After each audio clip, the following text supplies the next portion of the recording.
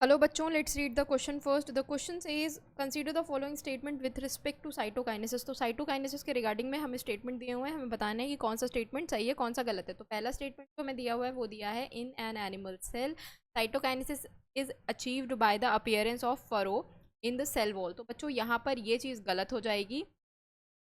तो animal cell होती हैं बच्चों, animal cell, suppose this is your animal cell, में क्या होता है, सेल वॉल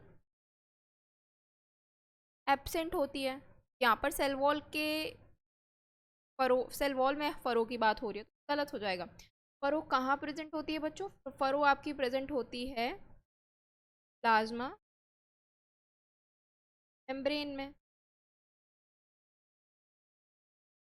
और वो किस तरीके से होती है? Suppose this is your cell. अब इसको डिवाइड करना है तो पहले ये क्या करेगी, पहले ये करेगी कैरियोकाइनेसिस। तो जस्ट डिवाइड कर लीजिए, कर लिए, ये इसके न्यूक्लियस डिवाइड हो गए।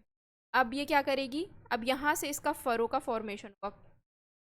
किस तरीके से सेल में फरो बनेगी, यहाँ से, ये आपको फरो दिख रही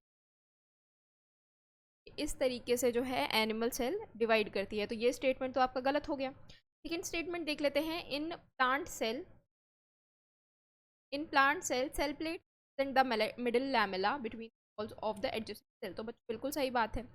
जब आपकी प्लांट सेल डिवाइड होती है, suppose this is your plant cell, इसमें क्या हो चुका है, पहले हमने कैरियोकाइनेसिस कर लिया है, तभी तो साइटोकाइनेसिस होगा ना। यहाँ पर कैरियोकाइनेसिस इसमें हो चुका है 2 न्यूक्लियस। अब इसमें आपको सेल प्लेट का फॉर्मेशन दिखेगा कुछ तरीके से, डैश डैश, ये सेल प्लेट का फॉर्मेशन हो रहा है। और जब ये सेल प्लेट हो जाएगी और ये दोनों सेल आपस में डिवाइड हो जाएंगी, ये स्ट्रक्चर ऐसा दिख, ये हो गया आपका मिडिल लैमेला। तो किससे बना है? मिडिल लैमेला आपका बना है सेल प्लेट से। और ये हो गई न्यूक्लियस, और यहाँ से आपकी ये दोनों सेल जो हैं वो डिवाइड हो गई, आपकी दोनों अलग अलग। ठीक है बच्चों, तो ये हो जाएगा आपका प्लांट सेल के डिवाइड होने का तरीका। इसमें क्या होता है, जो सेल प्लेट होती करती हैं मिडिल लैमेला को, मिडिल लैमेला जो सेल प्लेट बनता है वो फ्यूचर में कैसे दिखता है आपको, मिडिल लैमेला के फॉर्म।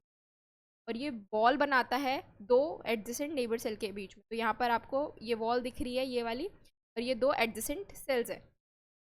तो ये स्टेटमेंट बिल्कुल सही है। तो हमारा कौन सा स्टेटमेंट बिल्कुल सही है? ऑप्शन ए दिया हुआ है, स्टेटमेंट 1 इज करेक्ट। तो स्टेटमेंट 1 करेक्ट है। Statement only statement 2 is correct. तो बच्चों ओनली स्टेटमेंट 2 करेक्ट है। हमारा करेक्ट आंसर क्या हो जाएगा यहाँ पर? ऑप्शन हो जाएगा हमारा सही, ऑप्शन बी।